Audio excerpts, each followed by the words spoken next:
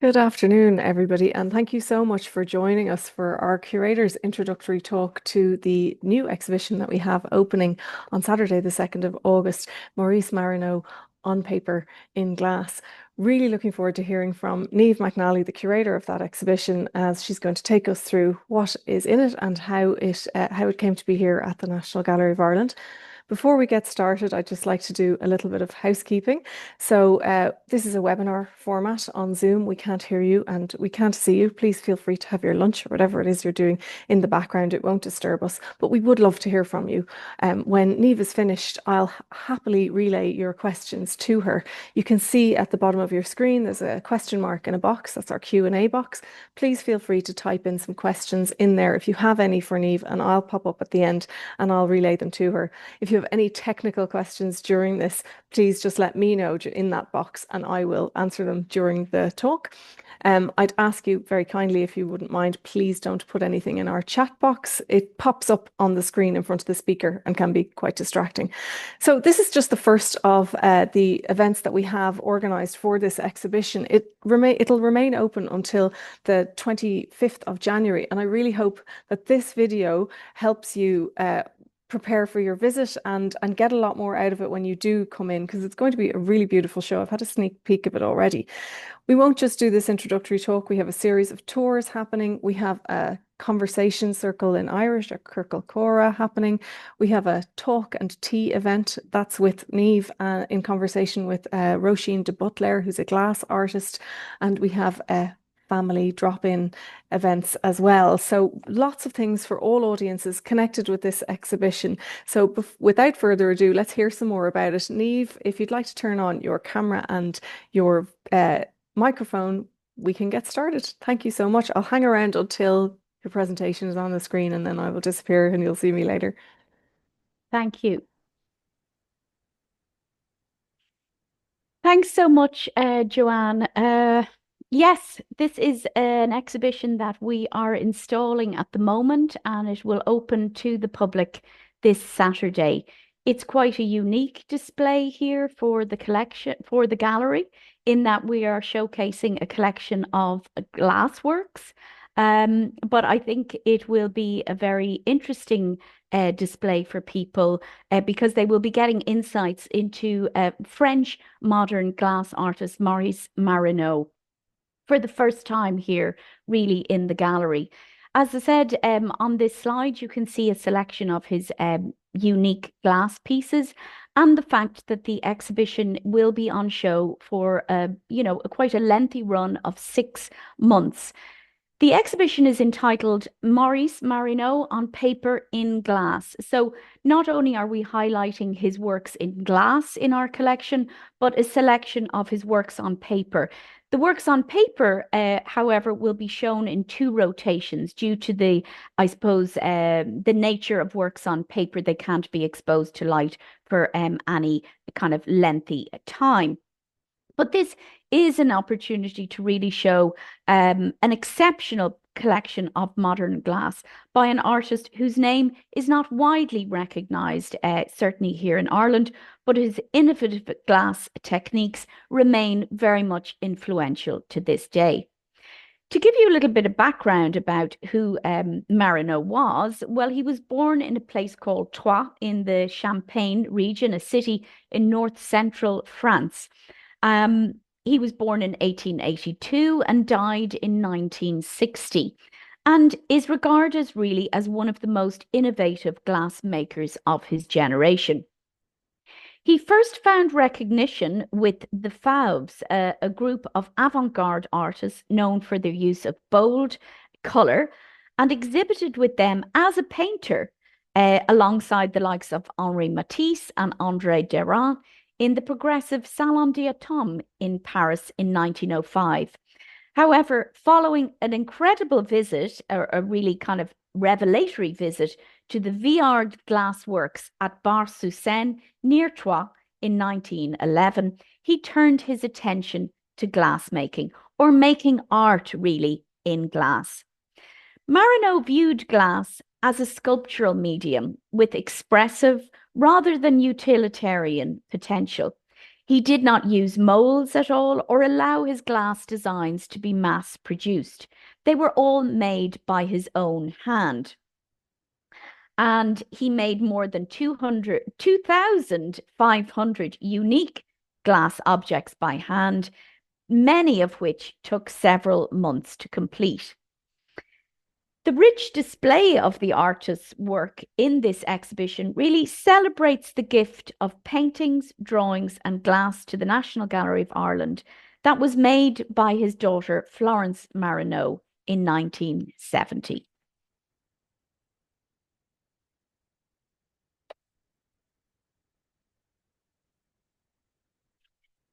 So, as I said, Marinow began his training as a painter at the École des Beaux-Arts in Paris in 1901, but was expelled really for being considered a dangerous nonconformist.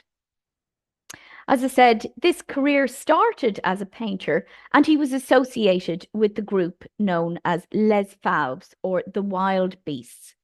He exhibited with them, as I said, at the third edition of the Salon d'Automne in Paris in 1905, where the name, the Wild Beasts or the Fauves, where the name was coined.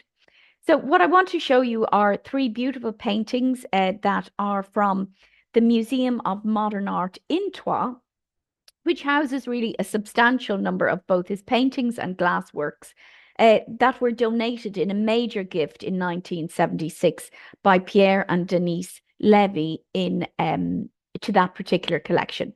So as you can see in these paintings, that really vibrant use of color exists within these paintings, in addition to an exceptional use of pattern throughout the canvases.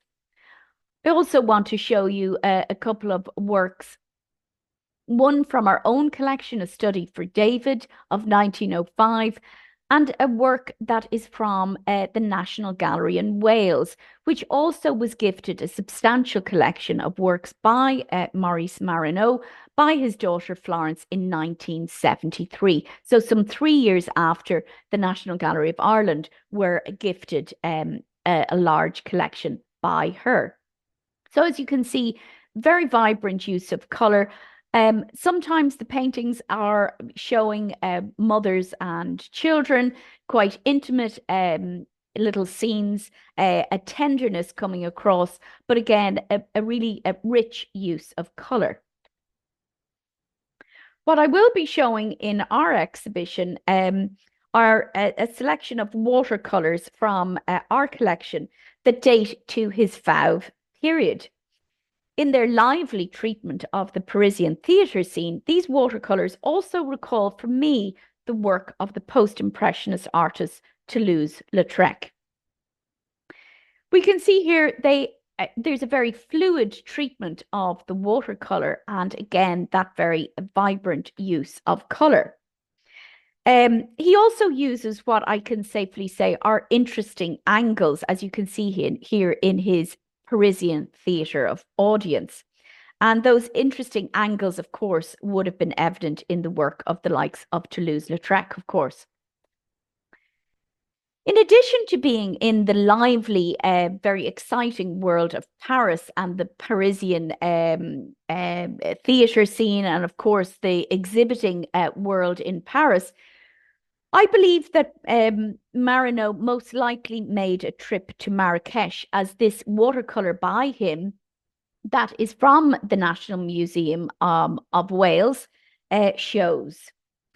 The figures are shown here in a market, all wearing kind of very kind of weighty kind of garments, and it's a really exquisite exercise in sunlight and shadow.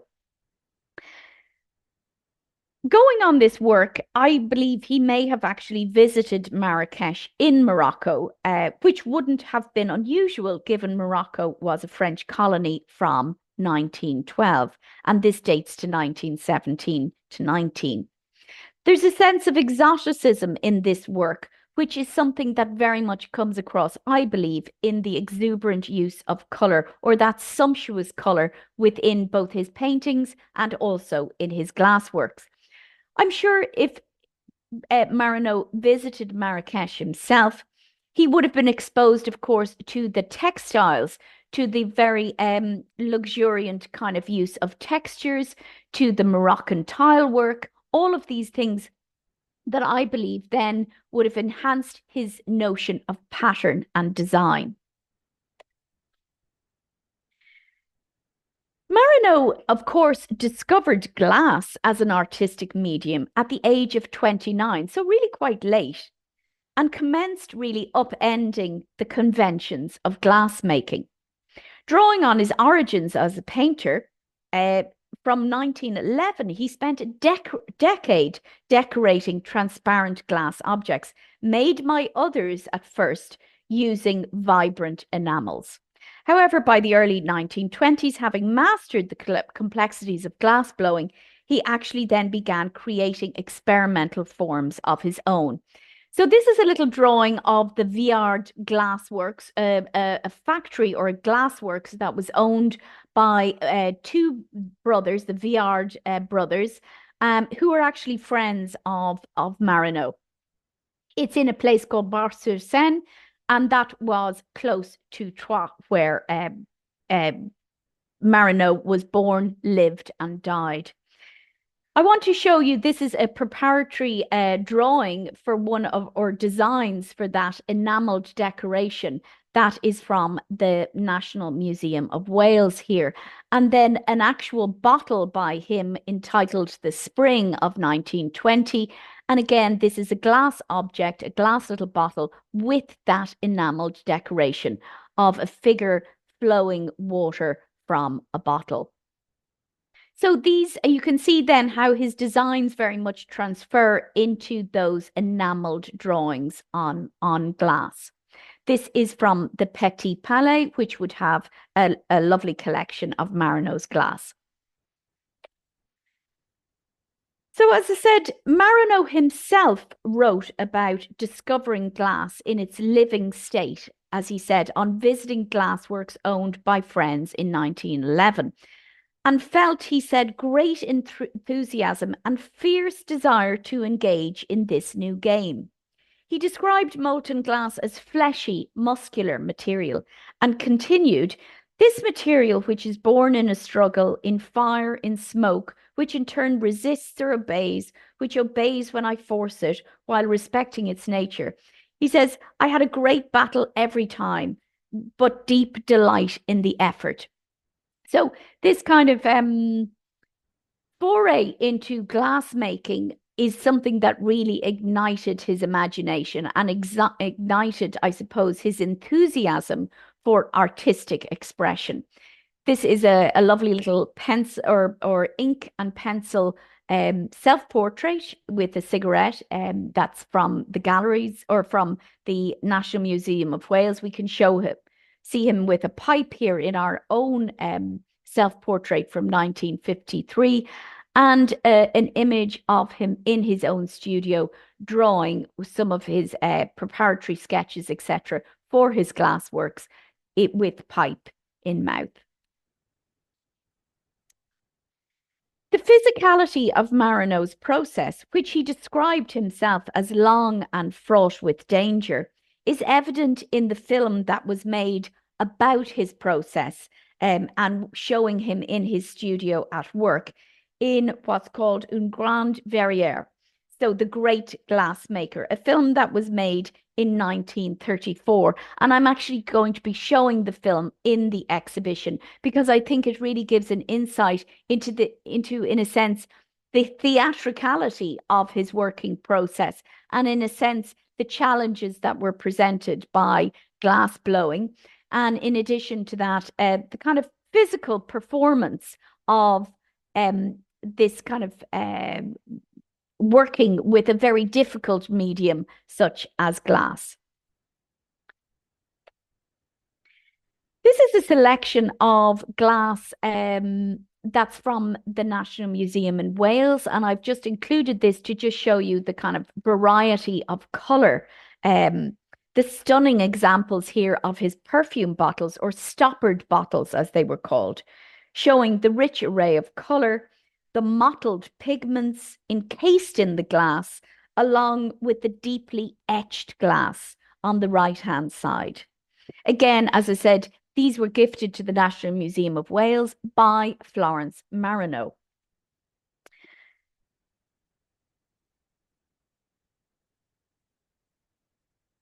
I'll just go back to these pieces of glass here because, as I said, what Marinow's glass was considered was kind of not utilitarian glass that would be used on a daily basis, but more as kind of luxury objects to be acquired by collectors.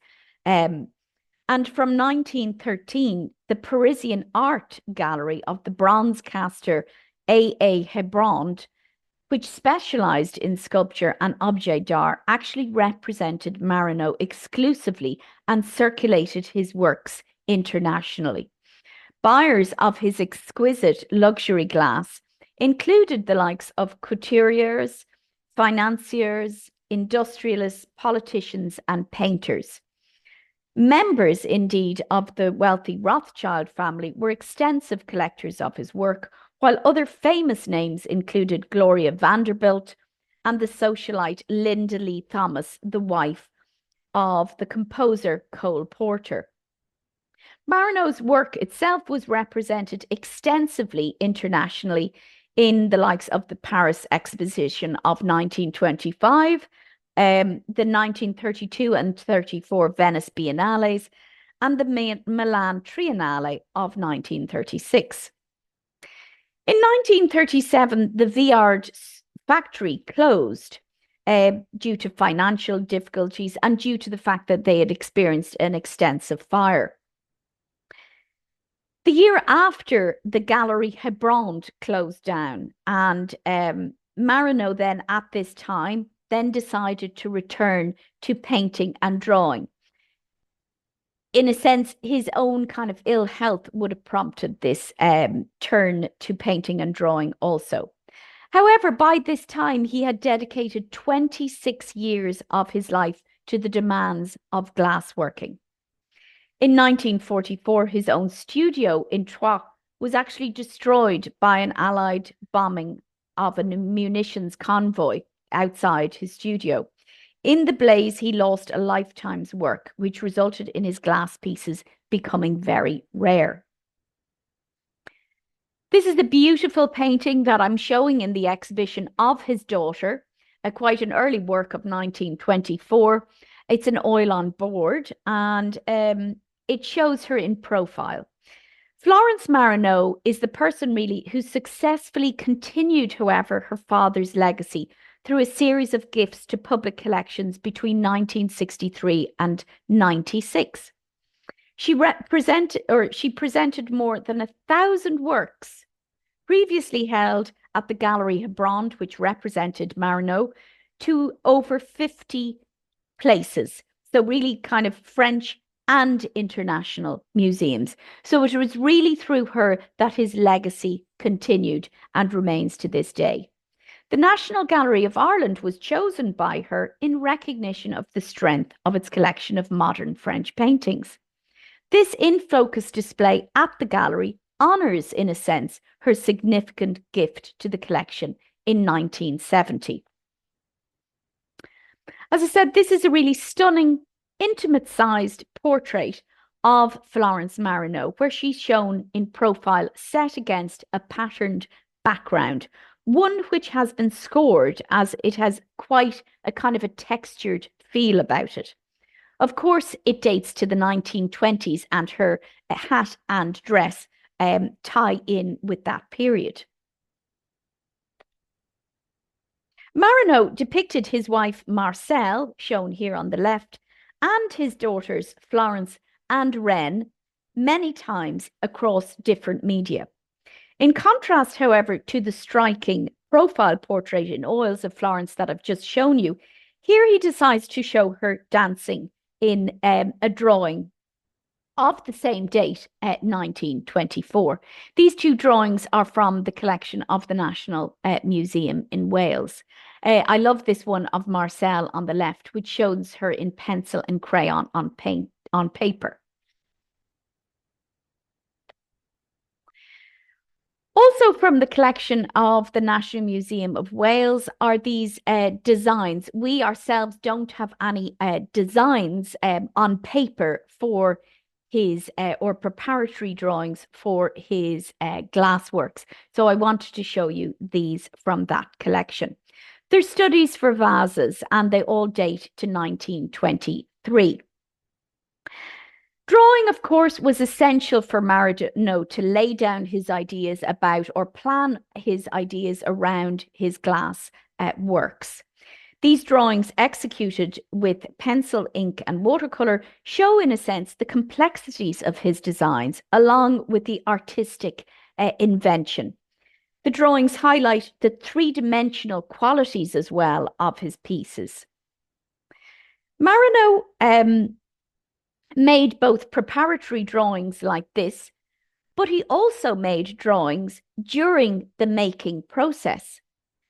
He also often made drawings of his completed glassworks as a way, in a sense, of capturing on paper the various possibilities that had taken place during the glassmaking process. So, in a sense, finishing a glasswork and then making a drawing of it was, in a sense, quite unique, as he was inverting the phases of conception and execution. So Marino, in a sense, was using drawing constantly as a way of not only preparing for his glass works, but utilizing drawings to see how his glass works were progressing. And then finally, when the glass works were made, making drawings of those glass works to see how the works had progressed and then been finished. So very, very interesting the way he progressed through the different stages using drawing. Marino took a stance in the contemporary debate on art and objects, protesting, in a sense, against the terms decorator and decorative art. He considered the glass-making process as what he called a game as gratuitous as painting or sculpture. Marino himself never made the distinction between artist and craftsman. He considered himself both an artist, a sculptor, and a craftsman. He could be called both an artist and a craftsman, certainly, as he wished also to be called a painter of forms. As I said, though, he did seem to highlight a distinction, though, between an artist and a decorator. Marino's research into form and technique also led to him develop an original use of acid etching, which paved the way for the new aesthetic that characterizes his work with thick, heavy, sensual glass, examples of which I'm going to show you now. The sensual, tactile, and visual pleasure that comes from his forms are very evident. But the power of Marino's work also stems from an intellectual, theoretical dimension, in which the piece he is no longer showing is just simply a glass object, but he's showing as well a representation of a glass bottle, the idea of a glass bottle embodied in three dimensions, in material, color, and transparency. Now, I suppose within these images that I'm going to show you, all of which belong to the National Gallery of Ireland's collection, all of which will be on display for the full run of the show. I wish to show all 20 items or glass objects for the full run of the display, really do highlight his extensive experimentation. As I said, he made stoppered bottles, drinking vessels, and indeed chandeliers, but also objects with no practical use, many of which were similar, yet not identical. As you can see in this array of objects, there is an exquisite use of colour and shape. And in a glass object like the one in the centre, the flat flagon, we can see in a sense almost he's reflecting the molten glass here, or the fluid qualities of the glass in the final object. And again, those stoppered bottles have an elegance to them and a refinement to them. And you can see in their exquisite nature how the colour comes through in the glass, and indeed how these would have been prized objects by collectors and, of course, dealers. Marino, as I said, began to score his blown glass in ways that had never been done before. He submerged his objects repeatedly in acid to create deep and precisely incised patterns, which resulted in textile sculptural pieces. This led inevitably to the use, as I said, of thicker, heavier glass, with some pieces in our collection weighing up to 5 kilos. This new aesthetic, which he devised using stylized geometric lines acid etched into glass, is shown to great effect in his white engraved flagons of 1926 and 27. This one here on the far right, indeed, the geometric lines on the front and back actually form a face. Also, as I said, in addition to immersing his glass in corrosive liquid, he was also known to cut the surface of his objects using a grindstone to obtain new effects. Grinding, in a sense, the glass emphasized the thick walls of his bottles. And as I said, when lifting some of his pieces of glass, they really do hold some substantial weight. Marino, in a way, didn't just use color or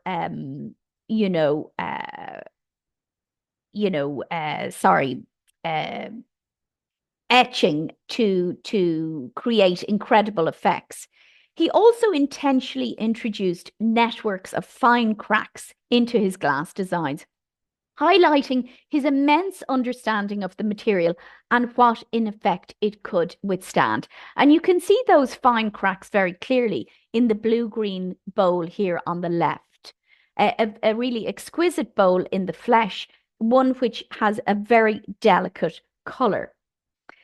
Marino also experimented with the introduction of air bubbles suspended in glass, viewing them not as imperfections or flaws, however, but rather as delicate and deliberate and integral design elements. From the 1920s onwards, he entrapped thousands of tiny air pockets inside his one-of-a-piece glasses to animate, in a sense, the glass. A sphere at the core of his cubed paperweight here that we can see in the center of 1927 that's in the gallery's collection. This sphere is encased in minute shimmering metallic bubbles, which gives in a sense the appearance for me of activated atoms, or in a way a captive sea urchin. It's really quite exquisite. You can see here with the white bottle with bubbles on the right. Those bubbles, again, were introduced deliberately. As I said, they were never seen as flaws, but rather as integral elements of the design.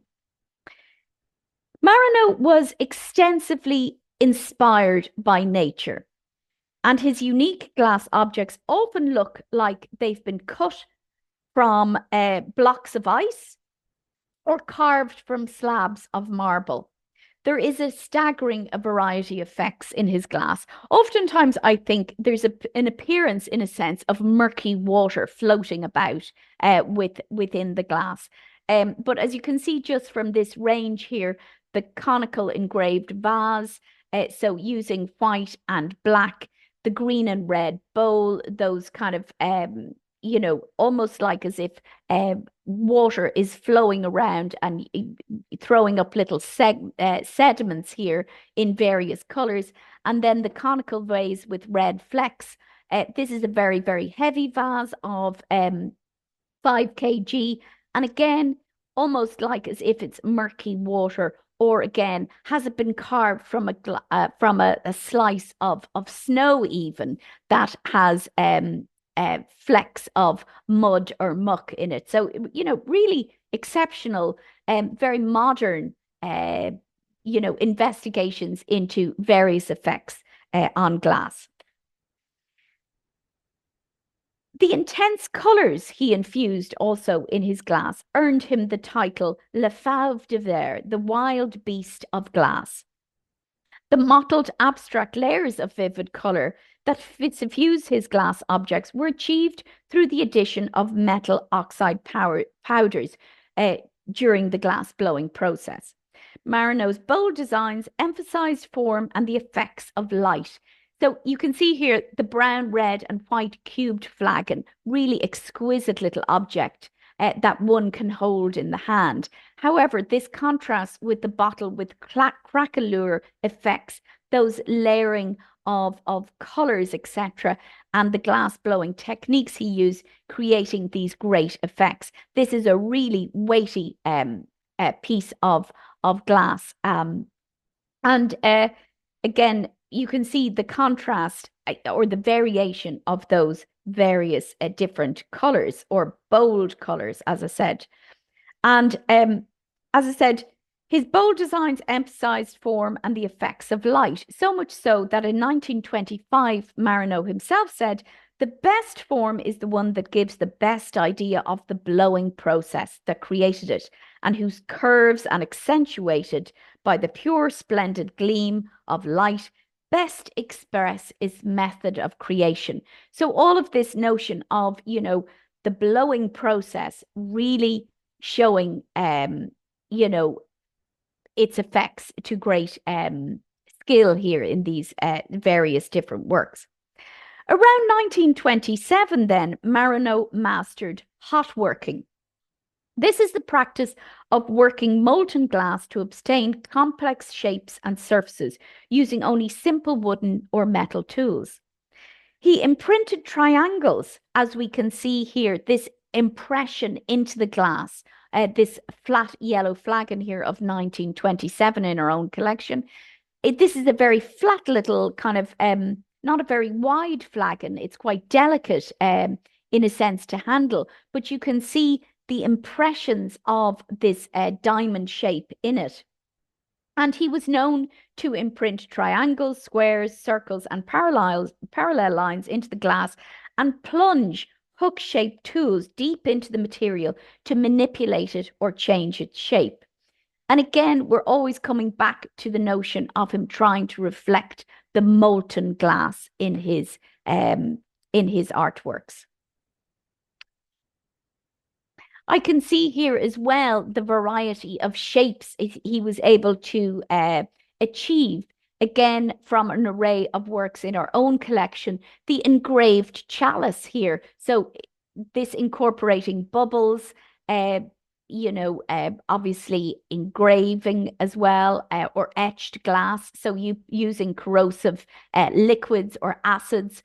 In addition to that, most likely using grinding as well to kind of integrate these shapes into the glass. The conical vase with a cover here in the center. This is a really tall, very heavy, weighty piece of glass, which has a lid. And you can see that he's, utilizing obviously those tools, those simple wooden tools or tongs to, in a sense, extract the shape or pull the shape of the molten glass into the likes of this conical vase. And then this urn-shaped black flagon, again, a very dense black color here coming from this piece. Maurice Marino, in contrast to his glass works, created these array of works on paper and paintings later in his career. And the exhibition that's going to be on show from Saturday will incorporate examples of not only his groundbreaking glass, but a selection of his portrait and still life drawings that date to the 1940s. Landscapes inspired by his immediate environs as well at Troyes will also feature. These landscapes are executed in pastel and they date from the 1950s. As I said, these particular works will be shown across two rotations. Failing health and the closure of the VR Glassworks due to a catastrophic fire in 1937 meant that Marino stopped working in glass. As I said earlier as well, his own failing health as well would have contributed to this change of direction. He returned to painting and drawing, creating, as I said, still lifes using interesting angles that you see here, using also simple outlines to capture, in a sense, the essential forms of his objects. Form, again, and the poet of forms is something that comes across not only in his glass works, but in his works on paper. So you can see a still life with statue here, a still life with bottles, and a still life with a kitchen table.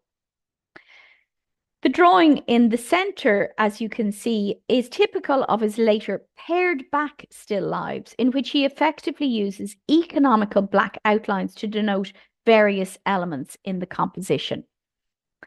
And again, in contrast to his sculptural tactile glass pieces, the objects in the still life on the right are depicted again using that simple black ink outline.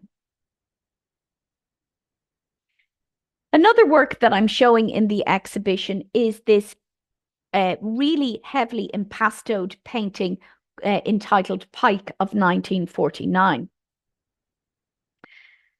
Despite international fame, Marino remained rooted to his hometown of Troyes. And as I said, with the closure of the VR Glassworks in 1937, followed by the Parisian Art Gallery of A.A. Hebrand the year after, he never actually worked in glass again. And I said, instead returned to painting like this. This, for me, is a very powerful painting of a pike that's laid out on this piece of material. And what we can see in it, in addition to the impasto, Marino has incised or scored lines into the pigment to mimic, in a sense, the scales of the fish. So that kind of experimentation that you see in his glasswork also, travels into the likes of his paintings. And as I said, from the very beginning of his career, when he was training at the École des Beaux-Arts, he was called a dangerous nonconformist. So that, for me, traversed his entire career because, he was always willing to, use a different effect, whether it be in glass or in pigment or on paper.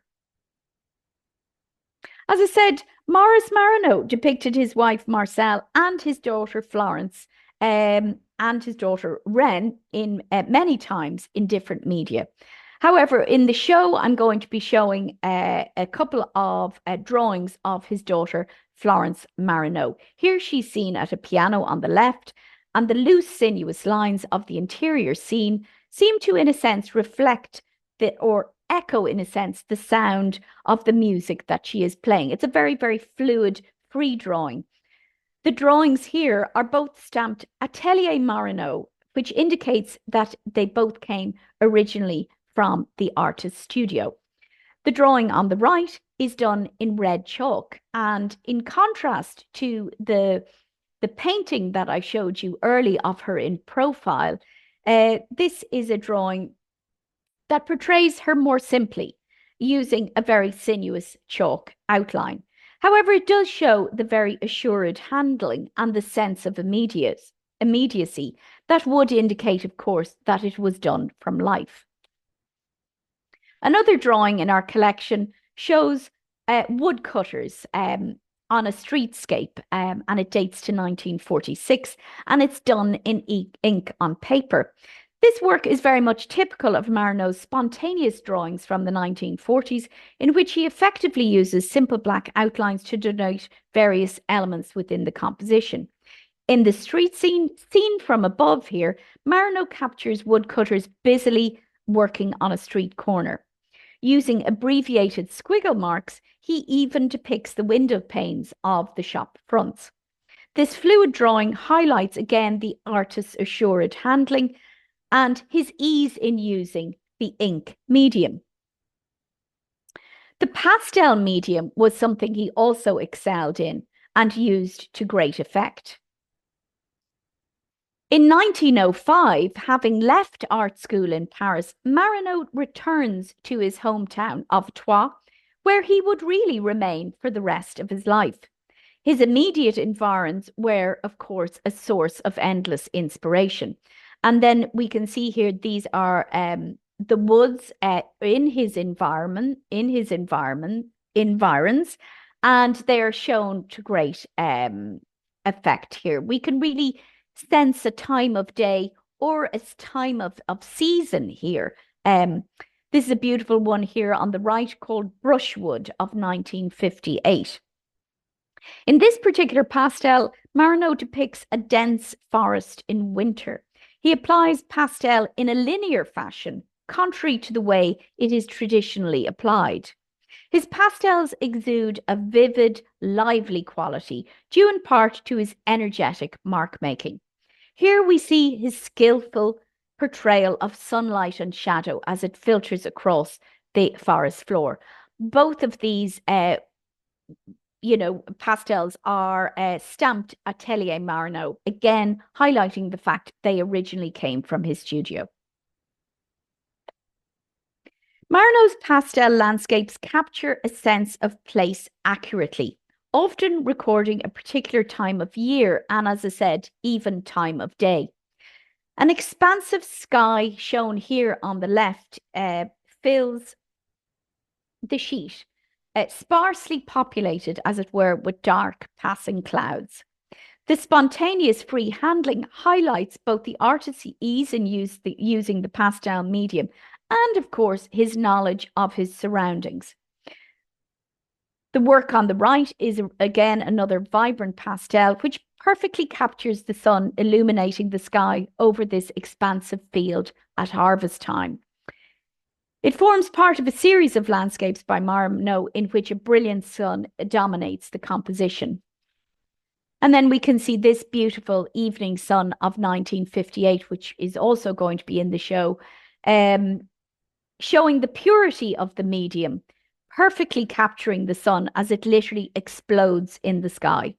And again, it is one of those landscapes in which a brilliant sun dominates the composition. These are images of Marano's glass on display at the Musée d'Art Moderne in Troyes, where he was born, lived, and died. In 1976, his friends Pierre and Denise Levy donated, as I said, a major collection of works to the museum, which for me would be a great one to visit. And here you can see an image of their display showing the glass, the varying shapes and sizes again, alongside his preparatory designs. Again, an image of the display in Troyes, in the Museum of Modern Art there, that shows again the scale of his works, and you can really see the variety of color and shapes. This is something that I'm going to be reflecting in the display in the National Gallery of Ireland, and you will really see the richness of the application of his techniques again in this display here in the gallery. One, as I said, which is very unique to the National Gallery of Ireland. Just to highlight the fact that Marano dies in 1960 in Troyes. His daughter Florence then makes her first donation in 1963 to the Musée des Beaux-Arts in Lyon. And this is followed by her with near 50 donations to French and international museums afterwards. Florence herself dies in 2001, and the Musée d'Art Moderne in Troyes devotes a major exhibition to Marino's glass in 2010.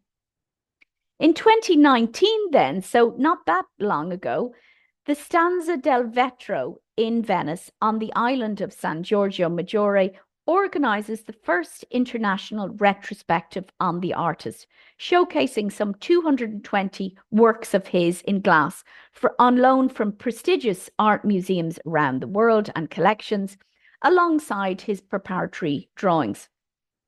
This was in an order, in a sense, to highlight the groundbreaking achievements of this pioneering artist for audiences today. The National Gallery of Ireland's display aims to showcase on a smaller scale the originality of Marino as a glass artist. And again, to highlight our unique collection of glass works here at the National Gallery of Ireland and our unique collection of Marino's modern glass.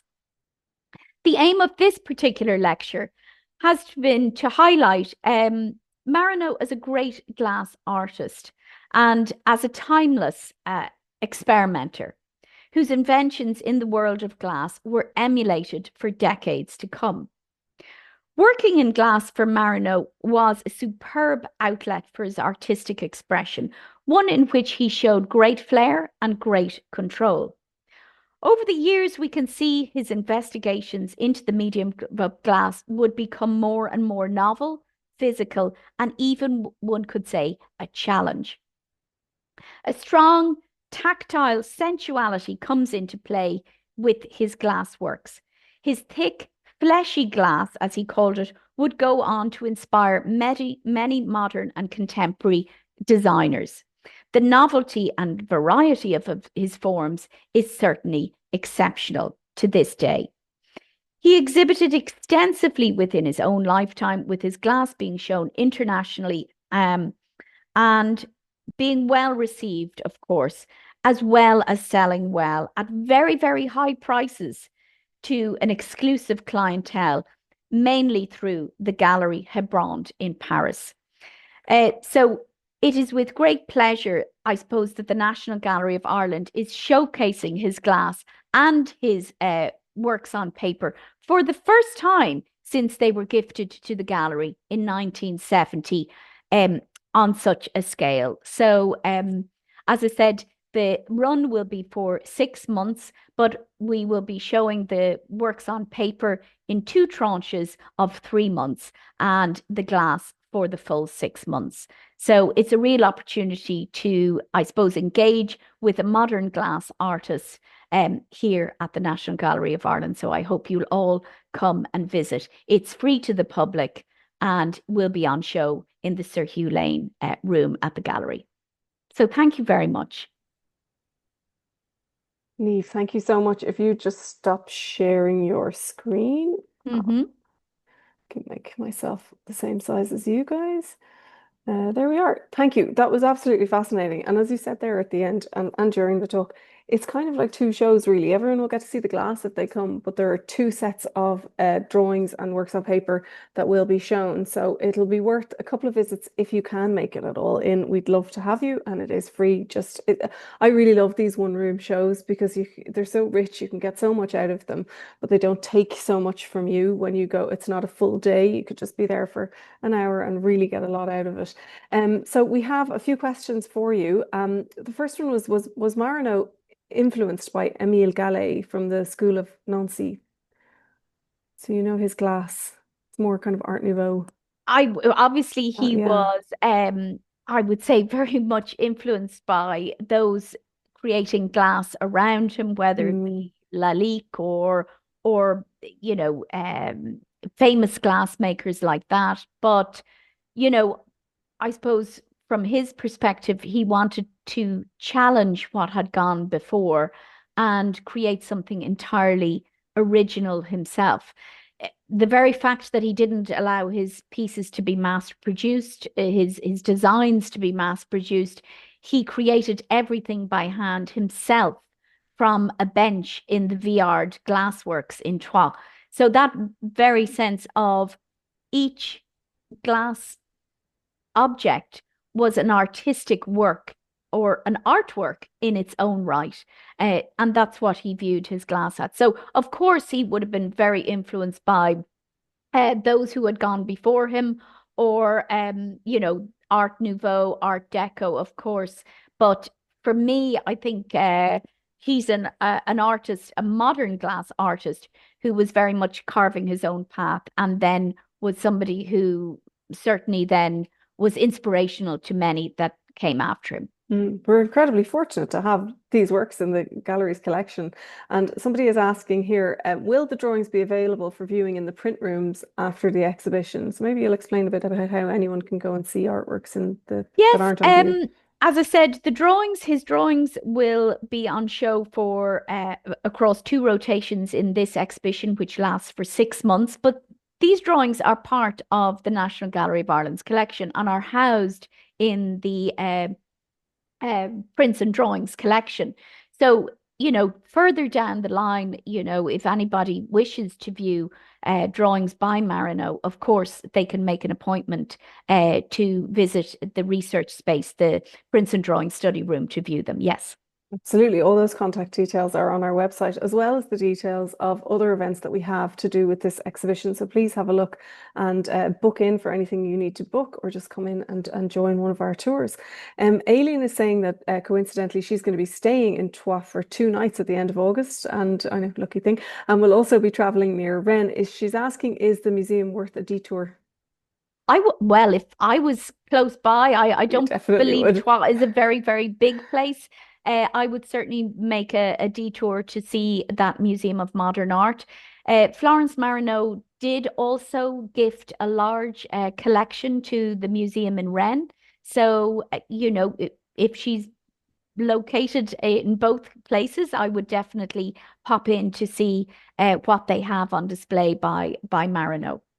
I Yeah, I believe in Troyes, the display is kind of permanent, Okay. so I see. They may not necessarily have it on display in Rennes. That would be worth I'm maybe not checking the sure. I'm museum not exactly website. sure, but due to Florence really wanting to extend her father's reputation and legacy, she did gift a large collection to the museum there, the main one in Rennes, in addition to, I think it was something like 34 different French museums. So amazing. Yeah, absolutely amazing. Apparently Valerie is saying Troyes is a beautiful medieval city, so it sounds like it's worth seeing anyway. I definitely Um, think it's somewhere I need to visit too, having yeah, worked on this particular exhibition. absolutely, Yeah. absolutely. Somebody else is asking, is that a fez in his self-portrait with a pipe? I think it might Looks be like it could actually. be. Yes, I think so. Yeah, Yeah, although as I were they said, he fashionable? seemed to always show himself smoking or with a pipe in all of his Okay. self-portraits. Um, there are a couple that he did in oil as well. That so maybe that's something he liked to depict. Maybe that would make him instantly recognizable to those who Hmm. knew him. Hmm. And then I have a couple of people, Sandra and Anna, just saying thank you so much for an interesting talk. Anna's looking forward to the exhibition, and Sandra's saying thank you for introducing us to Maurice Marino and his extraordinary collection of glassworks. And I have to say, I echo that. Very much looking forward to seeing the exhibition fully in, because I got to sneak peek it yesterday and it was sort of halfway there. So it's Well, very we're exciting. we're we're very excited about showing the glass because of the fact that you're going to be able to experience the glass in the round as well, and access it from different sides and really engage with the glass because it will be beautifully lit, and for me, they're objects that will really engage the public because they're like little treasures in themselves. Like they are really like exquisite objects in their own right. And the gleam of the colors and the when the light bounces off them, they really are beautiful. Yeah, and seeing them in real life will make a big difference in this case. I think there's only so much we can show in an image, and you can't go around. So very much looking forward to it. absolutely. Thank you so much for your time this afternoon, and to Michael, of course, for your interpretation. This is going on our YouTube page in the next couple of days. So anybody who's here who missed the start can rewatch it or watch it again in its entirety. Thank you so much, and enjoy your visits to the exhibition when you do get in. Thanks a million. Have a good Thank you. afternoon. Bye. Bye.